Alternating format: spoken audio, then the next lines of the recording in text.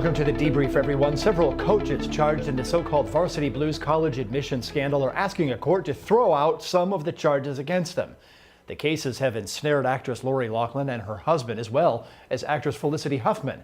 The several coaches say they cannot be charged with bribery because their college had a policy not to accept money in connection with any admissions decision. The argument is that the coaches couldn't have bribed the college because the policy forbade the college from accepting the bribe. In other words, the extra money would have been pointless. Meanwhile, an athletics administrator with one of the colleges is arguing that the defendants didn't associate closely enough to even form a conspiracy. So, three attorneys are here with us tonight to discuss this case. Let's begin with Imran Ansari. So, Imran, this to me seems like a big deflection. Big deal, the colleges had policies not to accept the money. The college isn't the one accused of taking the money. It's the defendants, or in this particular case, the defendant's business. So, does this even work? Well, I think they're trying to argue it would be a legal impossibility for this crime to be completed. And because of that, it somehow mitigates the charges that they've been charged with. A legal impossibility, you can't commit a crime that you can't complete. That's the argument here. Okay, but again, I mean, if the college doesn't take the money, you could still have bribery if one of the defendants is accused of giving money to the other defendant or the defendant's business, right?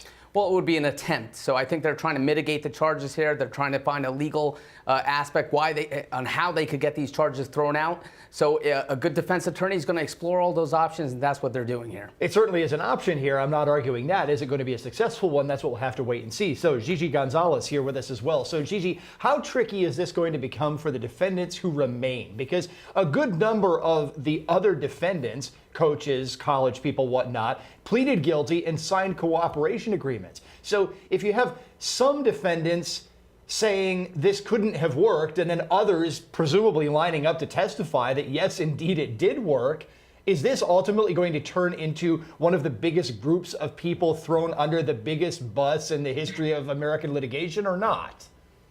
That's what it's looking like. That's what it's shaping up to be. You know, when you have so many defendants and, a whole bunch of them accepting deals to cooperate with the government and their testimonies, they have to offer substantial assistance to the government in order to get a really sweet deal out of this.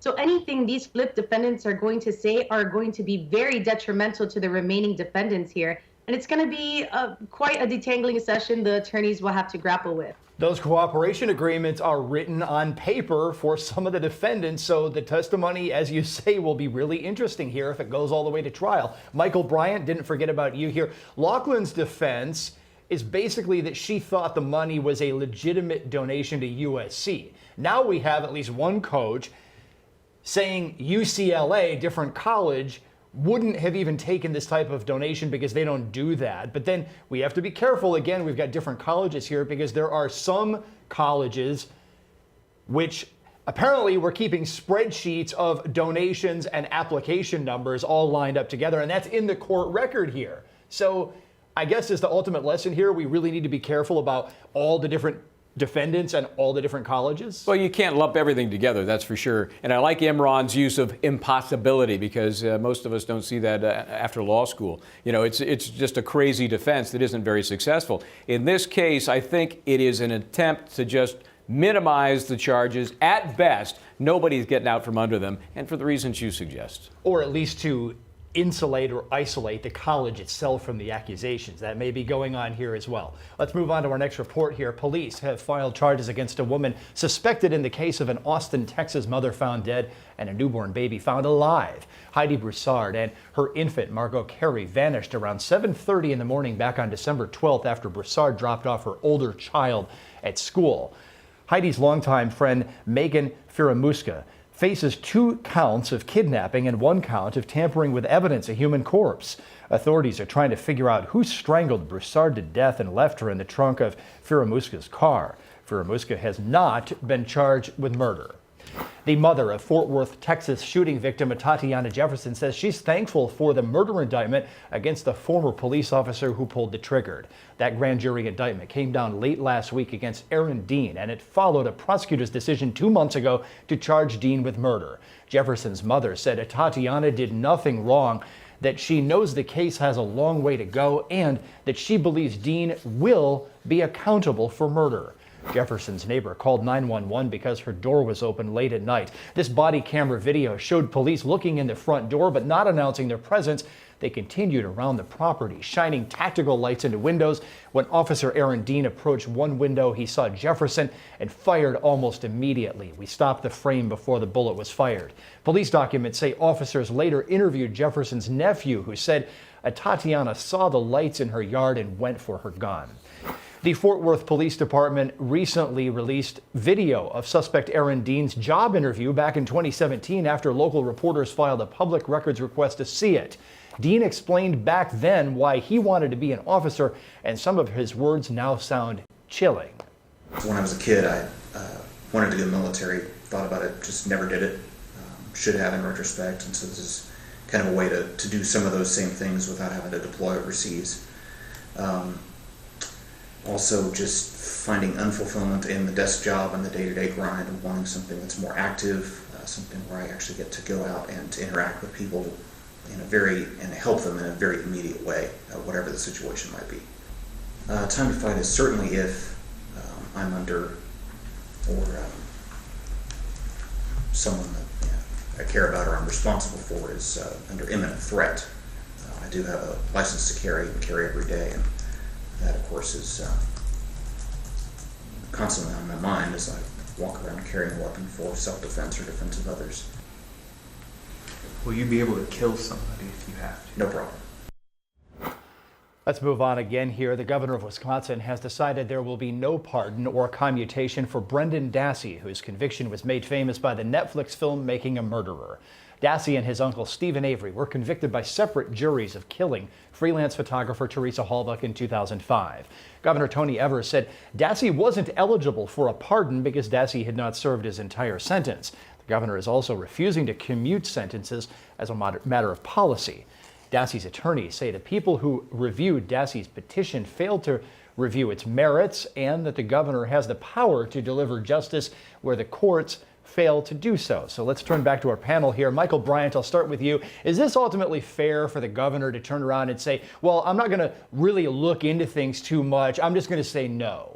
You know, it's not. And let's face it, this case, and nobody knows it better than you, Aaron, has been filled with unfairness throughout the process, from interrogations to sentencing to relooking at various parts of the investigation. I don't think I'm surprised that it's continuing to raise eyebrows the way this entire thing is being handled. So is the issue here, in your opinion, Michael Bryant, with the way the interrogation went down, the way the trial went down, the different state theories? Is it everything? Is it just so much that you think the governor should have stepped in here? It would have been helpful, but I don't think he had the guts. I mean, the fact is, the public opinion in this case is over the top. It is high profile. It is sensitive. Would have been pretty gutsy for the governor to do something. Well, yeah, and Imran Ansari sitting here with me in New York as well. You've got local voters who largely probably want to see this guy remain incarcerated. They don't like all the international, the nationwide attention being focused on this. And you've got a governor who's not running for governor in Texas or Ireland or anywhere else where people have been following this case. He's running in Wisconsin. So does the governor, just to use Michael's words, not have the guts to overturn a local jury verdict? Well, I think he's going the safe route. Now, this is the sort of power of the media we have today, the power of these documentaries and docuseries, which really bring a light, on an international scale, on a national scale, as to some, injustices that have taken place in our justice system. But he's pandering possibly to the local populace, to his voters, but he's doing the safe thing. It would be going maybe out of the comfort zone for him to really look at this and go that extra distance. So I think he's going the safe thing as a politician. And certainly he can do that. But Gigi, what do you make of this? Should he have pulled the trigger here and said, we're going to let this guy out of prison, or should the governor just wash his hands of it and walk away? I think that the governor owed at least some attention to this case. Like all of the panelists have said, this is a case that has garnered international attention, has had 2 seasons on Netflix devoted to, describing this case, and people are invested in this. So I think the governor needed to take some time to consider the merits of, 250 national experts pleading him to please consider commutation. And we will wait and see if the governor changes his mind. It seems relatively unlikely at this point. The brother of millionaire pedophile Jeffrey Epstein fears for his safety, according to an interview on a radio show. That report came from former New York medical examiner Dr. Michael Baden. The brother of Jeffrey Epstein said that if Epstein was killed behind bars, then he, the brother, may also be a target. Baden, of course, is the husband of Law and Crime Network host and attorney Linda Kenny Baden. The attorney for one of the officers accused of screwing up on the job by failing to properly monitor Epstein's cell block spoke to the Law and Crime Network to address the conspiracy theories that Epstein did not commit suicide. No doubt it was a suicide. I mean, it's just as I've had people ask me about it, and my view is I no sooner want to debate how Epstein killed himself with those conspiracy theorists than I do want to argue the shape of the globe with flat earthers. He killed himself. Period. Full stop. Move on to something else. If you look at the indictment of the two guards and you look at the body of evidence that exists and understand what went on here, he killed himself. The idea that somehow he was murdered is insane. Look, one of the false things that gets portrayed about Nick is they put this picture up of this individual who, when he was out of jail 3.5 years ago, was lifting weights and working out, and he was big and healthy. He has been no light in a 8x8 cell or 8x4 cell for 3 years. He is smaller than me now. So the idea that they put up this picture of this hulking man, obviously could have strangled Epstein with one hand, it's ridiculous. Nick is not the same person mentally or physically since when he went in there. Accused sexual predator Harvey Weinstein, meanwhile, will be spending the holidays preparing for his upcoming criminal trial and dealing with a new civil lawsuit. Polish-born model Kaja Sokola says Weinstein sexually abused her shortly after she arrived in New York at age 16. Sokola was a plaintiff in a so-called master settlement, but she decided not to agree to the terms. Her claims are now filed under New York's Child Victims' Rights Act, which reopened the statute of limitations for some sex abuse cases. She explained her reasoning as follows. I cannot accept the proposed global settlement as fair or just. There is no accountability for the perpetrators, insufficient compensation for all of the victims, and millions of dollars going to people that I believe enabled Weinstein.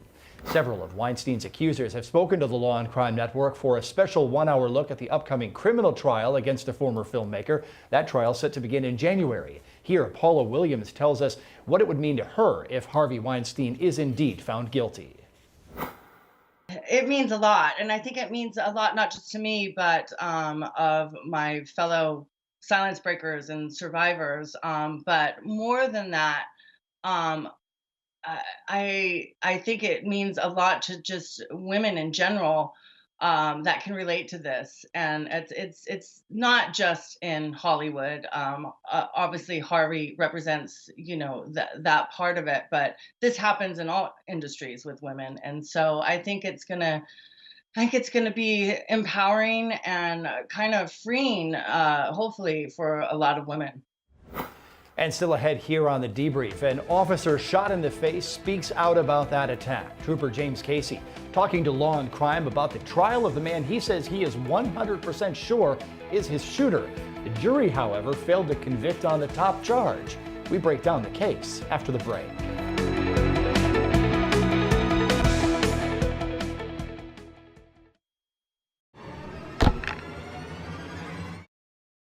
I'm Dan Abrams, and this is the Law and Crime Network. His body just went boom. She did it! We've been covering 2 trials, of course. The only 24/7 network with expert legal analysis and gavel-to-gavel live trial coverage. He kissed me goodbye on the cheek. That was the last time we saw him. From high-profile cases to the most compelling local trials. You didn't expect her. Let me finish. We cover the most interesting and important legal news going on across the country. A verdict in the case of an Ohio woman who took the stand and admitted she shot and killed her military husband.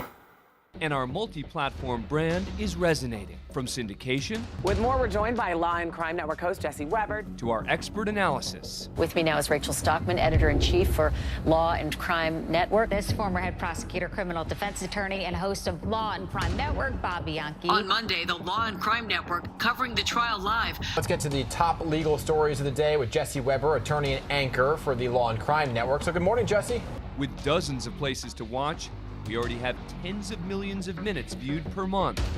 And our viewers and readers are engaged, with more than 30,000 comments per month on the site, a bustling chat room, and an average watch time of 30 minutes. Womanizer, that's fine. Doesn't make me guilty of solicitation of capital murder. This is Law and Crime. We got a lot of fascinating cases, as we always do, gavel to gavel coverage. In the fastest growing genre in America, we are uniquely positioned to dominate. This is Law and Crime. Where are you headed? Just gonna hang out. If any of your buddies ever pressure you to take a drink, just tell them you promised your dad you wouldn't. I promise. Love you too, Dad. They really do hear you. For tips on what to say, visit underagedrinking.samhsa.gov. Our son Arjun was born with cystic fibrosis. CF is a genetic disease that shortens lives. When the foundation was founded in 1955, children with CF rarely lived long enough to attend kindergarten. Today, thanks to the foundation's groundbreaking research, advocacy, and care, some people with CF are attending college, getting married, and starting families. We've made amazing progress, but until a cure is found for all people with CF, we will not stop. Help us add tomorrows. Visit cff.org today. Matthew. I know that a lot of times, Mom, it might not seem like I'm listening to you, but I am. And what you say really does matter to me. All the talks we've had over the years, including what you've told me about not using alcohol and other drugs, they stick with me, and they make a difference, especially at times that matter most. Hey, want a drink? No thanks, I'm good. So thank you, Dad, for preparing me for what's ahead. Talk. They hear you.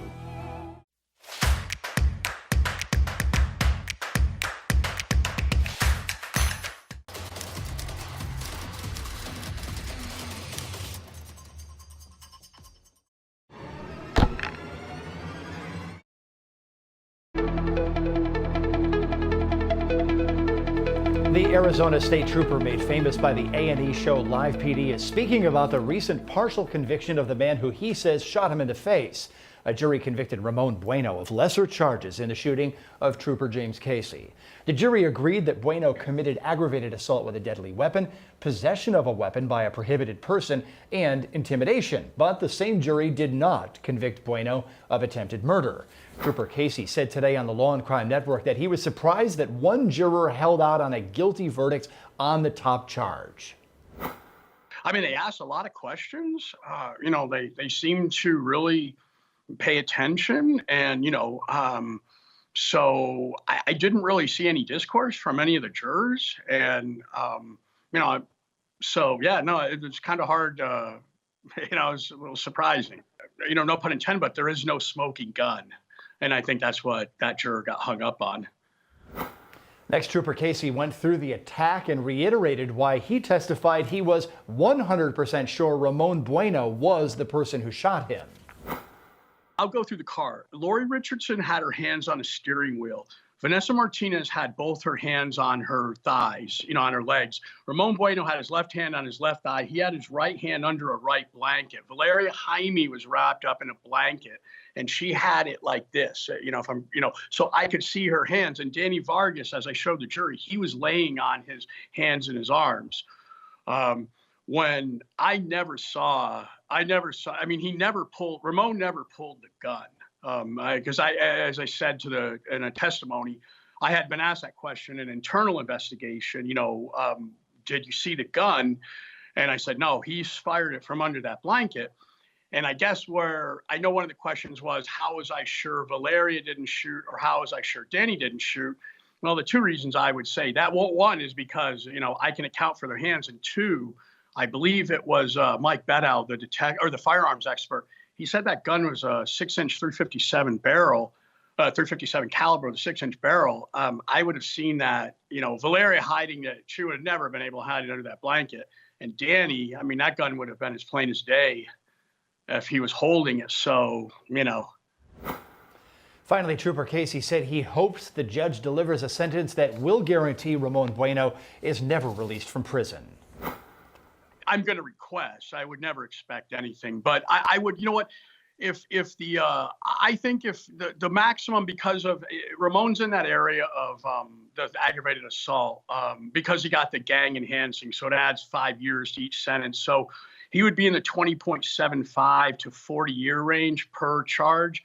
So honestly, if Judge Fisk, if she maxed and stacked him and gave him, 340 consecutives, 120 total, I would be more than happy. As I said, Ramon's a very dangerous man. He needs to die in prison. The defense told the jury at the beginning of this case that Trooper Casey originally identified the wrong man as the shooter. Then during closing arguments, the defense pointed to co-defendant Danny Vargas, who was sitting next to Ramon Bueno in the back seat. The defense said Vargas was the actual shooter.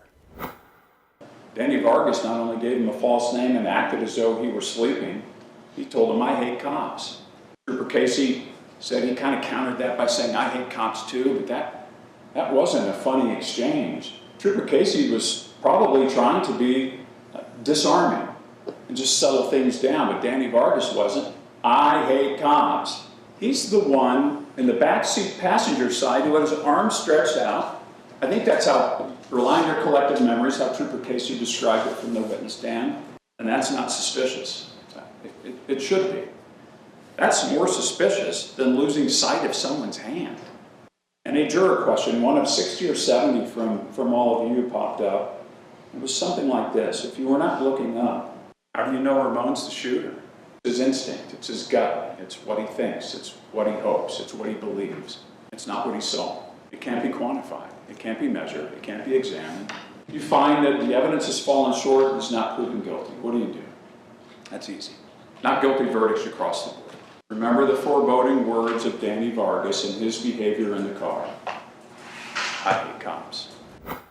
As you just heard there, the defense accused the state and Trooper Casey of pointing to Ramon Bueno as the shooter by process of elimination. The state also used the defendant's alleged gang affiliations to try to get a conviction. The defense wants to pick apart each piece of the puzzle and say, look over here, it doesn't make sense. But when you put them all together, you have a very clear picture of what the defendant did. All of the evidence points squarely at the defendant. Now the defense wants to point the finger at Danny Vargas because he said, quote, "I hate cops." Well, let me share with you something they say back in North Dakota. Birds of a feather flock together, there are no swans in the sewer. It is not a surprise that another Mexican mafia member has a similar outlook on life as the defendant. If Danny was the shooter, why was the defendant so concerned about Valeria snitching in his words? The defense can't decide if they like Lori Richardson or not. She's now testifying 5 years later, and memories fade. That is why law enforcement officers, they record their interviews, they write things down in reports, and you know that every single interview was recorded. They want her to be a liar and they want her to be telling the truth. But one thing she has said consistently, maybe not getting the names right, is it was the man seated behind her. And now we know that it was the defendant, Ramon Bueno. Let's wrap things up tonight by bringing everybody back into the discussion. Gigi Gonzalez here. We're sitting here relitigating this, basically. Sort of a bizarre verdict because the issue was whether the defendant, Ramon Bueno, had the gun, and the jury basically decided that he had the gun, that he just didn't commit attempted murder. Did that strike you as strange? Very strange, absolutely. But I think this goes to the defense's strategy and how well they executed it. Their entire theory from the get-go was, we don't know who pulled the trigger. All right, you're going to have conflicting identifications. You're not going to have anyone that say, I saw Ramon pull the trigger, not even the victim in this case. So although it is a very interesting verdict, it's very unusual, it goes to the strength of the defense attorneys here. Imran Ansari, you were here listening to that interview. Anything jump out at you as a defense attorney? Well, again, when we looked at this case, when we looked at the arguments set forth by the defense counsel, I think the common theme was that there was a lot of reasonable doubt here.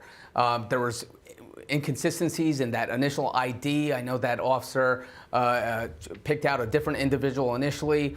And during the course of this trial, you saw a lot of, this is one of these jurisdictions where the jury is allowed to ask questions of the witness, and we saw a lot of questions being presented to this trooper regarding about, his observations about what happened during this shooting. And, some may say this is a repugnant verdict. It just doesn't make sense. Who knows if the defense is going to be attacking this? I'm sorry, the prosecutions are going to be looking to question this verdict in that regard. But here, we have a jury which really did a lot of thinking, and they acquitted on the top count. But as the trooper stated in his interview, Trooper Casey, there's going to be a lot of jail time most likely coming to this individual. And the big question is whether or not the prosecution is going to refile that top charge. That's it for us. Have a good holiday, everybody. We'll see you back here the day after Christmas.